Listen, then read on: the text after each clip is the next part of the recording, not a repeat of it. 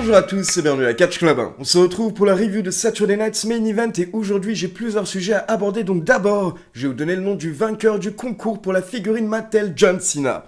Ensuite, on va revenir rapidement sur les faits marquants de SmackDown en 2 minutes, puis on va finir avec la review de Saturday Night's Main Event et j'ai beaucoup de choses à dire sur le match entre John Cena et le ring général Gunther.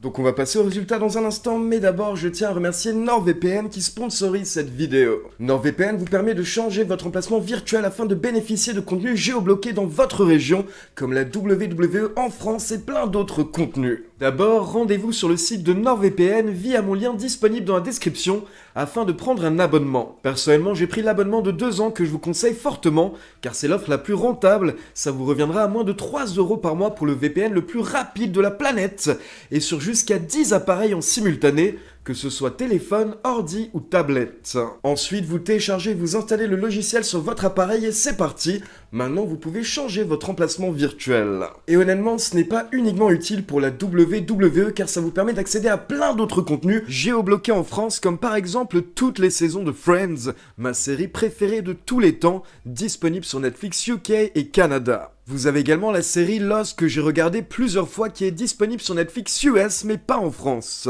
Puis pour les apprentis sorciers, vous avez les 8 films Harry Potter disponibles sur Netflix UK et Australie. Et par exemple, sur d'autres plateformes, vous avez également toutes les saisons de Camelot, une autre de mes séries préférées disponible sur YouTube, mais cette fois-ci uniquement en dehors de la France. Et je rappelle aussi qu'avec NordVPN, vous avez une protection anti-menace efficace pour vos appareils, car NordVPN bloque les sites malveillants et les publicités intrusives afin de fluidifier votre navigation. Donc pour profiter de tout ce contenu sans galérer et sans payer trop cher, téléchargez NordVPN via mon lien dans la description et vous aurez 4 mois offerts sur tous les abonnements de 2 ans, ce qui vous revient à moins de 3€ par mois. Cette offre est uniquement disponible via mon lien dans la description. Je précise que le paiement est effectué en une fois, vous êtes satisfait ou remboursé sous 30 jours et NordVPN dispose d'une assistance 24h sur 24, 7 jours sur 7 si jamais vous avez des questions. Vraiment, on peut pas faire plus simple, donc profitez-en et un grand merci à tous ceux qui vont passer par mon lien affilié et soutenir la chaîne. Allez, on passe au résultat du concours pour remporter la figurine Mattel John Cena et pour info, j'ai effectué le tirage au sort directement après Saturday Night's Main Event et donc le vainqueur est Don Devio. Je mets ton pseudo à l'écran, Don Devio. Je t'ai contacté justement dans les commentaires, donc n'hésite pas à me répondre, soit dans les commentaires YouTube, soit sur Twitter, soit sur Instagram. Et sachez que ce n'est pas terminé, on continue avec les cadeaux car pour info, cette semaine il y aura encore 2 figurines à gagner. Donc il y aura Gunther qui sera gagné sur mon compte Twitter @lecatchclub et il y aura également la figurine de Jacob Fatu qui sera gagnée dans une vidéo top 10 qui va sortir dans les prochains jours. Ce sera le top 10 des superstars qui ont explosé en 2025 et donc dans la vidéo il y aura un top 10 des catcheurs de la WWE mais également un top 5 des catcheurs reste du monde et un top 10 des catcheurs francophones qui ont explosé en 2025. Ensuite, on passe au résultat de SmackDown pour ceux qui n'ont pas pu voir le show. Et donc d'abord, vendredi soir, on a le champion NXT Obafemi qui est venu confronter Cody Rhodes afin de lui faire comprendre « Your time is up, my time is now ». Donc en gros, c'est fini pour toi Cody. Et dorénavant, c'est moi le présent, c'est Obafemi, le présent de la WWE. Derrière, on a Ilya Dragunov qui a battu Tommaso Ciampa dans son Open Challenge et comme d'habitude, c'était un excellent match. Puis on a Uncle Howdy qui a fait une promo contre Solo en disant que Solo et les MFT ne dirigent pas SmackDown et s'ils veulent les titres par équipe, alors qu'ils viennent les chercher. Et Solo Sikoa a répondu en disant qu'ils feront les choses selon ses termes et il a donné rendez-vous au Wyatt Six la semaine prochaine à SmackDown. Ensuite, on a eu une grosse victoire de Lash Legend face à Alexa Bliss, puis un upset de Javon Evans qui a battu The Miz avec son OJ Cutter, donc les jeunes superstars qui ont battu d'anciennes superstars, des vétérans vendredi soir lors de SmackDown. Puis la WWE nous a teasé un futur gros match car on a eu un petit face-à-face en coulisses entre Mami et Jade Cargill et derrière, on devait avoir un match entre Jade Cargill et Michin mais au final, Jade Cargill a détruit Michin, puis elle a demandé de la vraie compétition, elle veut de vrais adversaires. Puis pour finir, nous avons les Terror Twins, donc Damian Priest et Mami qui ont battu Aleister Black et Zayna. Alors le résultat était assez évident vu que les Terror Twins n'ont jamais perdu, mais j'ai trouvé que c'était dommage car on vient juste de mettre Aleister Black et Zayna Vega ensemble et ça aurait été bien de leur donner une victoire pour essayer de les pusher, pour essayer de faire quelque chose avec ce duo, mais au final pas du tout. Ils les font directement perdre, donc au final, Aleister Black ressort de sa rivalité avec Damian Priest et il n'a rien gagné, il n'a pas changé et on n'a vraiment pas l'impression que la WWE souhaite le mettre en avant. Merci John Cena.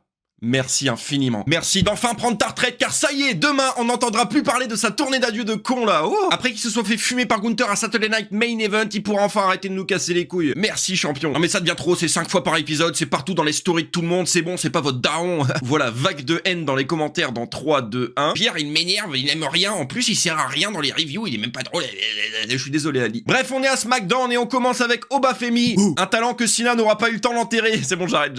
Il confronte Cody Rhodes et c'est une belle promo entre les deux. J'ai hâte de voir ce match, peut-être qu'on aura une surprise, peut-être qu'Obafemi pourra battre Cody Rhodes. Oba, c'est le futur, il est incroyable. Ça, c'est un match qui hype. Excellent segment des Wyatt Six, enfin une belle promo de Uncle Howdy sur le ring. C'est ce que j'attendais, il me rappelle tellement son frère. J'ai l'impression d'être Lord Daron quand je parle comme ça. J'aime bien cette rivalité entre MFT et les Wyatt Six. C'est ce match qu'on aurait dû avoir au Wargames, à la place de ce Wargames de Wish avec une moyenne d'âge de 50 piges. Après qu'Alexa Bliss se soit fait foudroyer par la légende des lâches et que The Miz ait commencé une nouvelle rivalité insignifiante contre Javon Evans, les Terror Twins affrontent Zelina Vega et Aleister Black dans le main event de ce show. C'est toujours très cool de voir Aleister Black et Zelina Vega catcher ensemble, mais malheureusement c'était sûr que Rhea Ripley et le punk à chien de la colline du crack allaient gagner ce combat. Et voilà, le pin sur Zelina Vega, Aleister Black est protégé. Tant qu'à faire, c'était la meilleure décision à prendre. C'était un SmackDown vide, à part le segment des Wyatt Six et le segment d'ouverture, c'était vide. Et au mois de janvier, ça va passer à 3 heures. Vous avez hâte, hein, 3 heures de vide.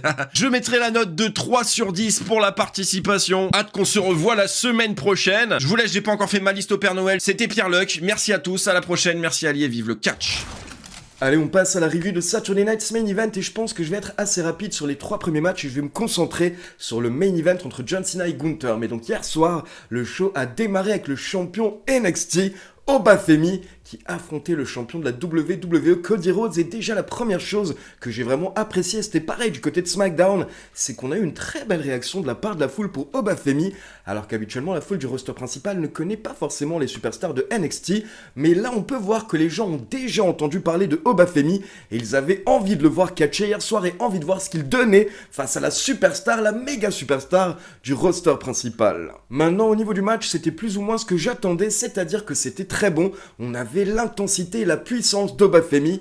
On avait Cody Rhodes qui tentait de s'en sortir d'une manière ou d'une autre, notamment grâce à son expérience. Et donc au bout de quelques minutes, les deux catcheurs se retrouvent à l'extérieur du ring, Cody est en train de galérer. Il est vers la table des commentateurs et là vous avez Obafemi qui fonce dans Cody et qui lui met un uppercut à l'européenne, une manchette à l'européenne. Et donc là Cody vole sur la table des commentateurs et directement derrière, on peut voir qu'il saigne au niveau du visage. Il s'était coupé en fait au niveau de l'oreille et donc ça saignait pas mal. Et donc directement Obafemi tente de profiter de la situation, il ramène Cody Rhodes dans le ring, il enchaîne avec un Spinebuster puis il tente un powerbomb, mais là Cody Rhodes réussit à s'en sortir et il le contre avec un méga Cody Cutter depuis la 3e corde, uniquement pour le compte de 2. Donc là, les deux catcheurs sont KO par terre, on attend la suite, mais d'un coup, on entend la foule qui commence à gueuler, on voit Drew McIntyre qui débarque et qui attaque Cody Rhodes, donc au final, c'est la fin du match, on n'a pas de vainqueur, le match se termine en no contest. Mais le truc, c'est que forcément, Obafemi n'a pas apprécié que Drew McIntyre gâche le plus gros match de sa carrière, donc là, on a Obafemi qui se lève et qui confronte McIntyre, puis il le pousse comme une merde, donc McIntyre tombe sur son cul, et là, quand il se relève, ça commence à chauffer un petit peu, mais Cody Rhodes intervient et il porte son Cody Cutter à McIntyre, puis Obafemi enchaîne avec un chokeslam sur Drew qui est obligé de quitter le ring. Et donc le segment se termine avec Cody Rhodes qui va chercher les 2 ceintures WWE et NXT, et là il donne son titre à Obafemi puis il lui lève le bras, donc beaucoup de respect on va dire après le match, et pendant ce temps vous avez les commentateurs qui précisent que Cody Rhodes est le présent et Obafemi est le futur, mais le futur n'est pas très loin. Maintenant, quelques petites remarques par rapport au booking et au finish. Donc déjà, l'intervention de Drew McIntyre paraissait assez évidente. Je vous en avais parlé dans la vidéo pronostic. Puis par rapport au finish, le finish aussi également assez logique ou évident.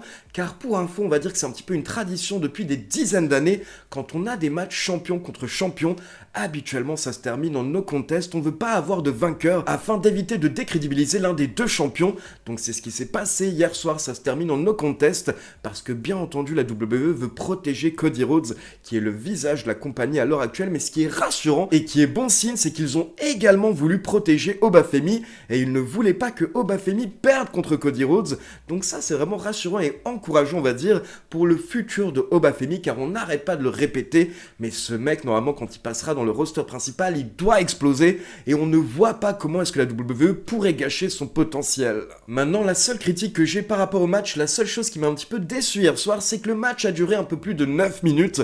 9 minutes et 10 secondes et honnêtement, c'était en train de devenir très bon au moment où Drew McIntyre a tout gâché, donc ça m'a un petit peu saoulé et j'aurais aimé que la WWE leur donne 5 à 10 minutes en plus, mais d'un autre côté, je comprends, car en gros, hier soir, ils voulaient pas trop nous en donner, c'était juste un petit teasing, on va dire, pour le public du main roster afin qu'ils voient de quoi Obafemi est capable. On continue avec un autre match exhibition roster principal contre NXT. Donc hier soir, on avait Sol Ruka accompagné par Zarya contre Bayley accompagné par Lyra Valkyria. Et on a eu un excellent match où on a Sol Ruka qui a pu montrer de quoi elle est capable au public du roster principal de la WWE. Et ce qui est fou avec elle, c'est qu'elle tente plein de prises, plein de moves tellement compliqués.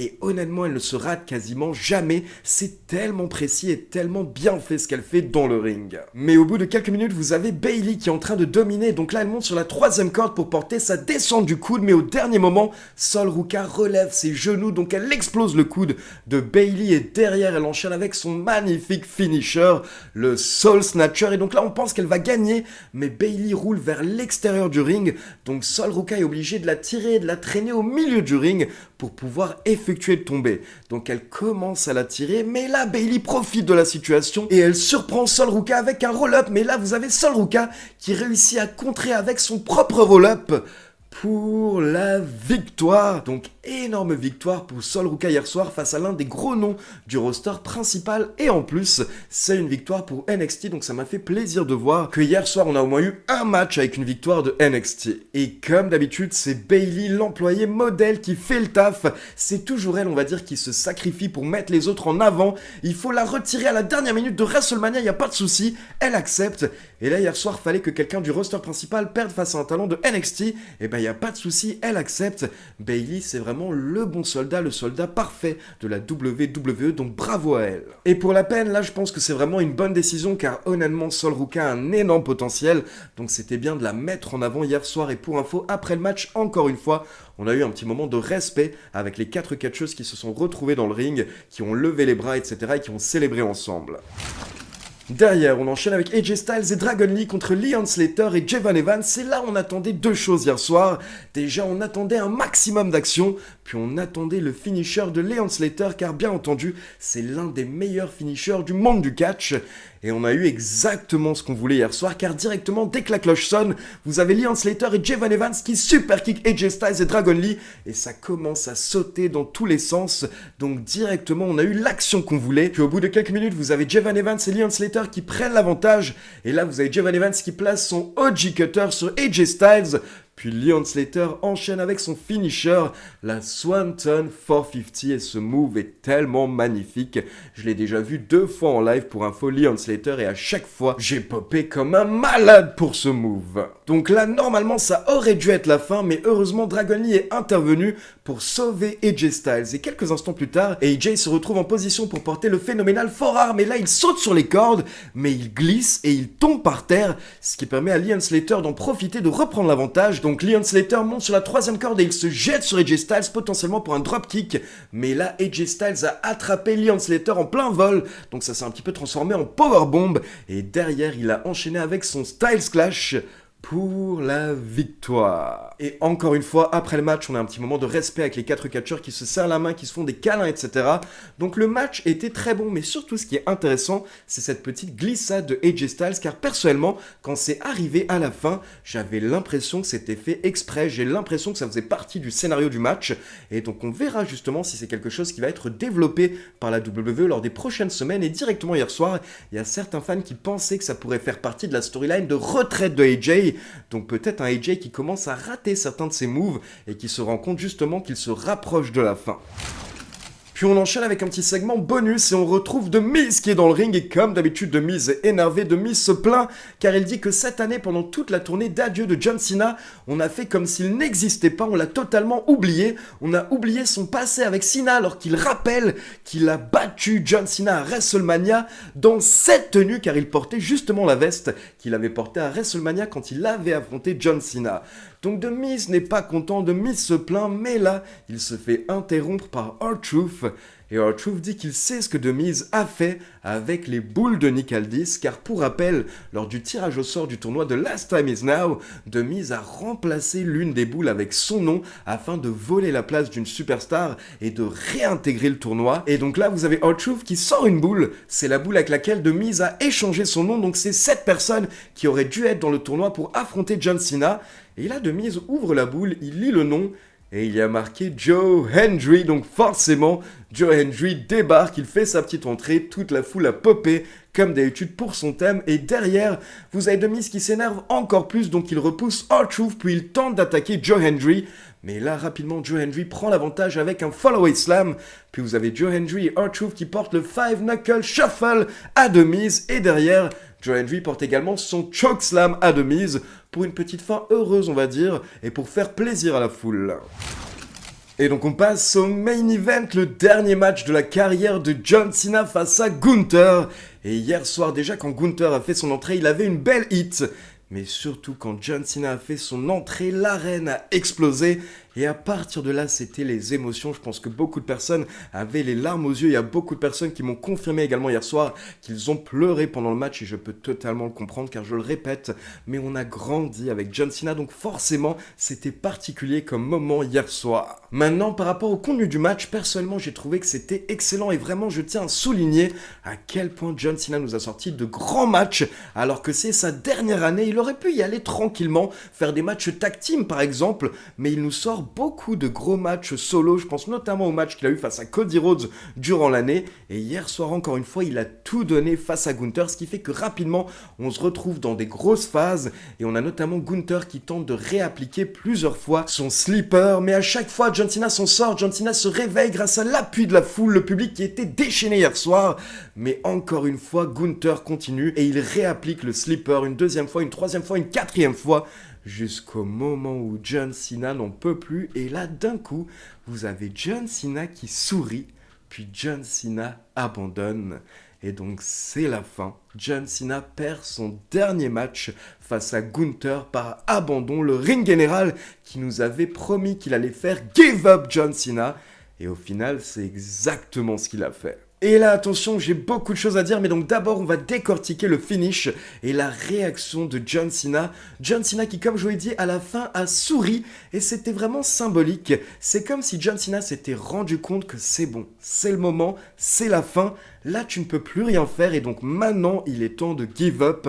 Maintenant, il est temps d'abandonner car c'est bon, le futur est entre de bonnes mains et tu peux passer le flambeau, tu peux partir l'esprit tranquille. Donc je trouve que d'un point de vue symbolique, c'était bien écrit, bien raconté, mais attention, maintenant, je vais pas être objectif pendant un instant, alors que habituellement, j'essaye de rester objectif. Je donne pas vraiment mon opinion ou mes goûts, mais là, je vais être subjectif. Je vais parler de mon opinion, mes goûts, et donc pour moi, perso, même si le finish a été bien raconté, eh bien moi personnellement j'aurais tout de même préféré une victoire de John Cena.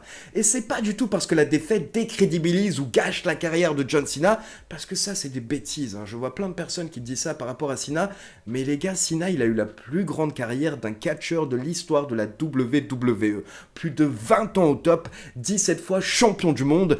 Donc une défaite lors de son dernier match ne gâche absolument rien, ça ne change rien à sa carrière. Donc moi c'est pas ça qui me dérange.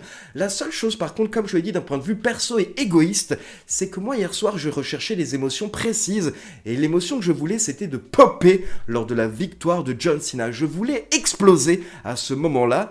Et au final, la WWE a décidé de nous donner l'autre émotion. Donc c'était l'émotion de la déception, on va dire, et de la haine envers Gunther. Alors je comprends le booking, mais comme je vous l'ai dit, moi j'aurais préféré la victoire de John Cena, même si c'est pas logique, parce que clairement Gunther est plus jeune, plus fort, etc.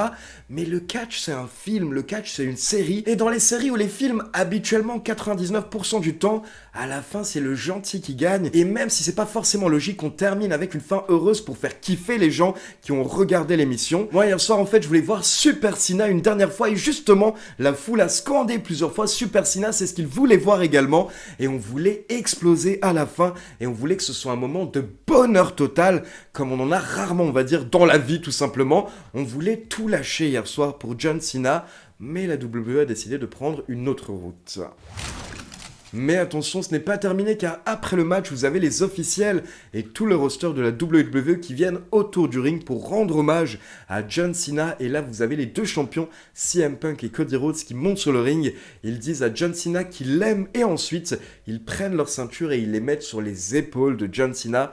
Donc le show s'est terminé avec John Cena qui a pu célébrer avec les deux ceintures, puis il allait check Triple H. Et pour info, hier soir, la foule a violemment hué Triple H. La foule n'était vraiment pas heureuse de la décision par rapport au finish. Et donc derrière, John Cena a enlevé ses chaussures comme le veut la tradition. Il a laissé ses chaussures dans le ring afin de faire comprendre qu'il prend bien sa retraite. Et derrière, donc il est parti, il a fait un dernier au revoir au niveau de l'entrée. Puis John Cena nous a quittés, John Cena est reparti en coulisses après son dernier match. Donc comme vous l'avez compris, perso hier soir j'aurais préféré une victoire parce que c'était ces émotions que je recherchais perso. Mais en plus à côté de ça, je me demande est-ce que la victoire de Gunther va vraiment le servir. Car bien entendu, l'objectif avec cette victoire de Gunther, c'est de mettre en avant le présent de la WWE et de faire de Gunther un méga heel, mais d'un côté... Gunther est déjà un méga heel, Gunther est déjà méga établi à la WWE, Gunther a passé la plupart de son parcours à la WWE en étant champion, que ce soit NXT, NXT UK, Intercontinental ou World Heavyweight. Donc je veux dire, Gunther est déjà l'un des plus gros éléments de la WWE, et donc est-ce que cette victoire va vraiment le mener encore à un autre niveau? Je me pose la question. Et on aura la réponse lors des prochaines semaines, mais du coup l'important maintenant, c'est de suivre, on va dire, c'est de miser justement sur Gunther. Maintenant qu'il a battu John Cena, faut insister sur tout ça, il faut le surpusher, et ça me rappelle en gros la situation de Brock Lesnar à l'époque, quand il avait battu The Undertaker, c'était une défaite choquante, et derrière vous aviez Paul Heyman bien entendu qui avait insisté sur ça pendant des mois, en rappelant que Brock Lesnar est The One qui a battu The Undertaker, et là il faut que ce soit pareil, et il faut que par rapport à Gunther, on nous le répète, on nous rabâche que c'est lui qui a mis fin à la carrière de notre héros, qui a mis fin à la carrière de John Cena, et s'ils le font de cette manière, eh bien en effet peut-être que Gunther va vraiment devenir une sorte de démon, il va devenir la superstar la plus détestée de la WWE, et pour info ça a plutôt bien commencé hier soir, car directement après Saturday Night's Main Event, on a des vidéos qui sont sorties de fans qui ont filmé les superstars après le show, les superstars qui se dirigeaient vers leur bus, et pour info il a fallu beaucoup de sécurité autour de Gunther, car vous aviez plein de fans qui étaient en train de l'insulter hier soir après le match. Donc clairement hier soir la victoire de Gunther a l'air d'avoir fonctionné et il va avoir de la méga hit lors des prochaines semaines, mais il faut vraiment que la WWE mise dessus et l'utilise correctement parce que sinon ils auront gâché le dernier match de John Cena pour rien. Et donc pour finir, malgré le fait que perso j'étais pas content on va dire du finish, je vais redevenir un petit peu objectif et je tiens à dire que je comprends totalement la décision de Triple H et qu'en soi la décision de Triple H est logique, il préfère miser sur le présent, il préfère miser sur un talent actuel qui va sûrement lui faire beaucoup d'argent dans les prochaines années et donc c'est totalement compréhensible comme choix on va dire de la part de Triple H. Et pour info, Triple H a parlé du finish du match lors de la conférence post-show car quand il est arrivé il s'est fait insulter par la foule et donc il a tenté d'expliquer aux fans en disant que bien entendu il comprend que les fans ne peuvent pas comprendre car ils ont beaucoup d'émotions actuellement, mais il a tenté d'expliquer aux fans qu'il y a des traditions dans le monde du catch et que habituellement quand on part on fait ce qui est correct pour le business, on met la jeunesse en avant et on tente de quitter le business, de laisser le business dans un meilleur état qu'on l'a trouvé quand on est arrivé. Donc c'est vrai qu'à ce niveau-là il a raison et je l'avais mentionné dans la vidéo pronostic que bien entendu la tradition habituellement c'est que quand tu prends ta retraite tu perds, donc au final la défaite de Cena est assez logique, mais depuis hier soir je vois plein de personnes qui veulent chercher le coupable, certains qui disent que c'était la décision de Cena, certains qui disent que c'était la décision de Triple H. Mais je rappelle qu'en gros, ces dernières semaines, Nick Khan a précisé que pour la dernière année de Cena, les décisions au niveau du booking ont été prises ensemble en collaboration par Triple H et John Cena qui ont toujours discuté. Donc j'imagine que hier soir, ils sont tombés d'accord par rapport à ces décisions, tous les deux, que c'était une décision de Triple H et de John Cena, et si pour eux c'était la bonne décision, et bien à ce moment-là je la respecte totalement, car au final ce qui compte c'est que Cena soit heureux par rapport à ce qui s'est passé hier soir, donc si Cena et Triple H ont booké le match de cette manière, et bien moi je respecte cette décision. Et pour finir, bien entendu, j'aimerais simplement dire thank you Cena, merci John Cena, car j'étais là lors de son premier match il y a plus de 20 ans face à Kurt Angle, j'ai suivi toute sa carrière, j'ai pu le voir catcher plusieurs fois en live, et John Cena nous a fourni tellement d'émotions d'émotions ces 20 dernières années que forcément on est obligé de le remercier pour cette grande carrière qu'il a eue et maintenant on lui souhaite tout le meilleur pour la suite. Donc voilà, c'est tout pour la review de Saturday Night's Main Event et maintenant comme d'habitude c'est à vous. N'hésitez pas à me laisser vos avis dans les commentaires et comme d'habitude, n'oubliez pas de liker la vidéo, de vous abonner à la chaîne et de cliquer sur la petite cloche pour être informé de la sortie des prochaines vidéos. Ciao tout le monde!